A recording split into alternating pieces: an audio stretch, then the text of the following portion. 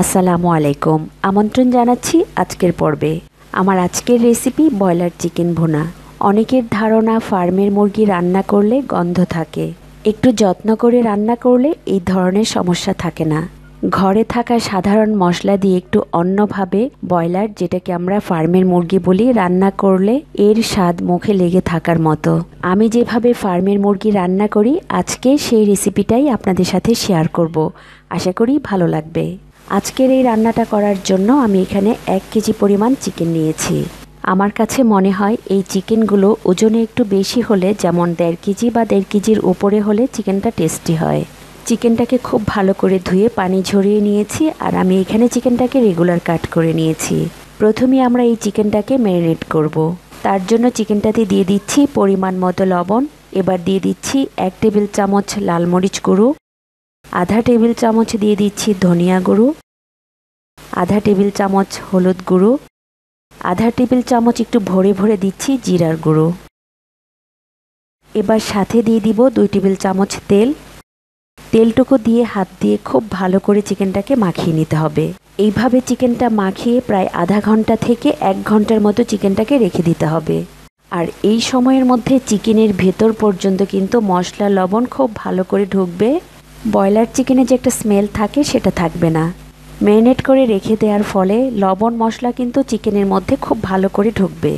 এভাবে মশলাগুলো খুব ভালো করে মাখিয়ে বাটিটা ঢাকনা দিয়ে ঢেকে আধা ঘন্টার জন্য রেখে দিচ্ছি।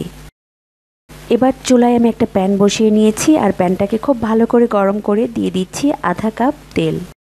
তেলটা যখন গরম হয়ে গেছে, এবার আগে থেকে মাখিয়ে রাখা চিকেনের পিসগুলো এই তেলের মধ্যে দিয়ে দিচ্ছি। এভাবে চিকেন পিসগুলো আমি তেলের মধ্যে দিয়ে একটু ভেজে নিব।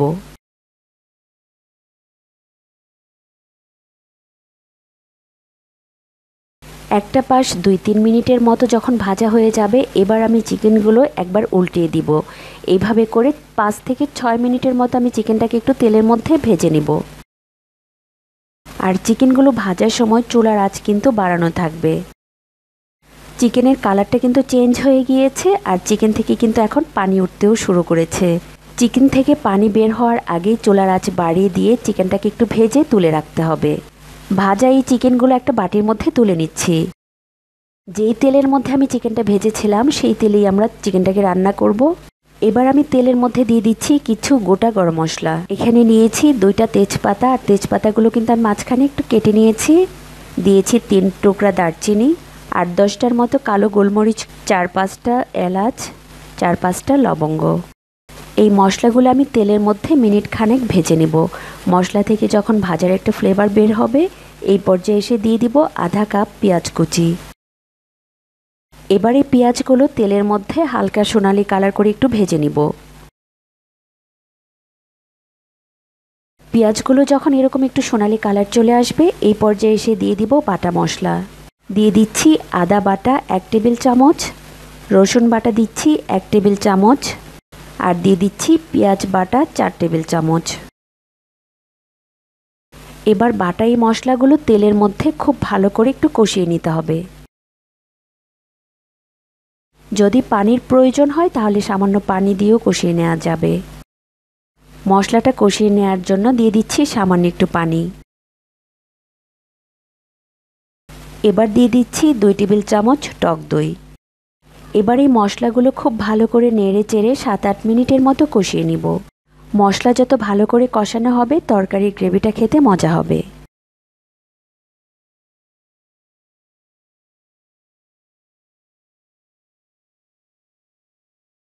আমি এই মশলাগুলো প্রায় 7-8 মিনিটের মতো কষিয়ে নিয়েছি, আর তেলটাও কিন্তু উপরের দিকে ভেসে উঠেছে। এবার কষানো এই মশলার মধ্যে আগে থেকে যে চিকেনটা ভেজে রেখেছিলাম সেই চিকেনগুলো দিয়ে দিচ্ছি। এবার খুব ভালো করে নেড়ে চেড়ে মশলার সঙ্গে চিকেনটাকে কষিয়ে নিতে হবে।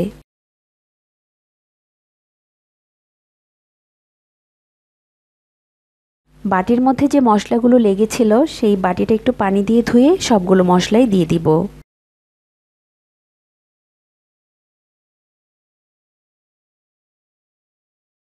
ম্যারিনেট করার সময় চিকেনে কিন্তু লবণের পরিমাণটা আমি একটু কম দিয়েছিলাম। এবার আমি পরিমাণ মতো লবণটুকু দিয়ে দিচ্ছি এবং ভালো করে নেড়ে চেড়ে হাঁড়িটা ঢাকনা দিয়ে ঢেকে দেব চিকেনটা কষিয়ে নেওয়ার জন্য। আর ঢাকনাটা তুলে কিন্তু একটু পরপর নেড়ে দিতে হবে, নয়তো মশলাগুলো কিন্তু নিচের দিকে লেগে যেতে পারে। আর চিকেনটা কষানোর সময় চুলার আঁচ কিন্তু মিডিয়ামে থাকবে।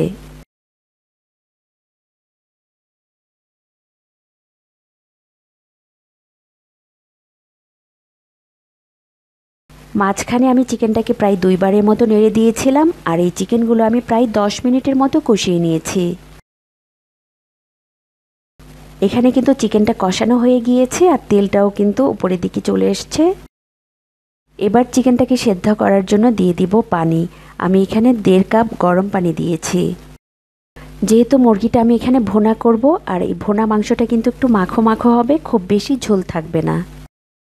ঝোলটুকু দিয়ে খুব ভালো করে নেড়েচেড়ে মিশিয়ে নিতে হবে।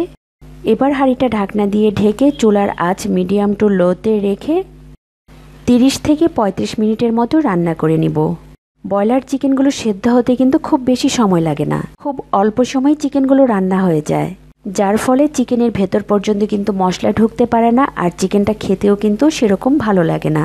অল্প আঁচে একটু বেশি সময় নিয়ে রান্না করলে চিকেন পিসগুলোর ভেতরে মশলা লবণ খুব ভালো করে কিন্তু ঢুকতে পারে, যার ফলে চিকেন ভুনাটা খেতে কিন্তু অসাধারণ হয়।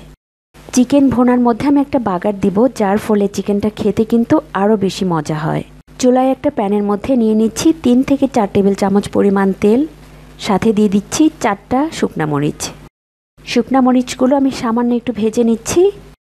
মরিচগুলো যখন একটু ভাজা হয়ে গিয়েছে, এবার দিয়ে দিচ্ছি 4 টেবিল চামচ পরিমাণ পেঁয়াজ কুচি। এবার পেঁয়াজগুলো আমি একটু ভেজে নিব। পেঁয়াজগুলো এখানে আমি বেরেস্তার মতো করে ভেজে নিচ্ছি। পেঁয়াজগুলো ভাজা হয়ে গেছে, এবার আমি চুলা থেকে প্যানটা নামিয়ে নিচ্ছি।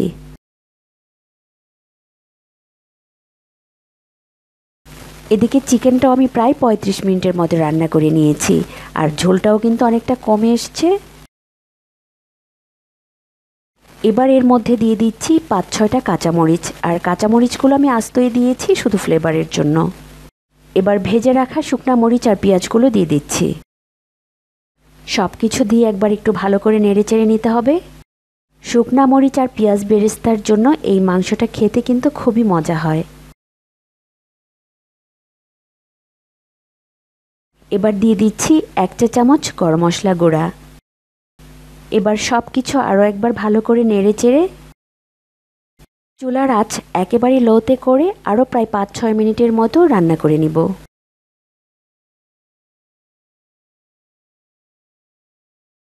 আমার কিন্তু চিকেনটা রান্না করা হয়ে গিয়েছে। এবার আমি চুলা থেকে নামিয়ে পরিবেশন করব। এই চিকেন ভুনাটা পরোটা, রুটি, গরম গরম ভাত বা পোলাওয়ের সাথে খেতেও কিন্তু ভীষণ মজা হয়। আশা করি আজকের এই রেসিপিটি আপনাদের ভালো লেগেছে। ভালো লাগলে ভিডিওটিতে একটি লাইক দিবেন এবং আপনাদের মূল্যবান মতামত কমেন্ট করে আমাকে জানাতে পারেন। আরও নতুন নতুন রেসিপি দেখার জন্য আমার চ্যানেলটি সাবস্ক্রাইব করবেন, আর সাবস্ক্রাইব করার সময় পাশে থাকা বেল আইকনটি প্রেস করে রাখবেন। এতে করে নতুন রেসিপি আপলোড করলে নোটিফিকেশন পৌঁছে যাবে আপনার কাছে। ভিডিওটি দেখার জন্য সবাইকে অসংখ্য ধন্যবাদ। সবাই খুব ভালো থাকবেন এবং নিরাপদে থাকবেন। আল্লাহ হাফেজ।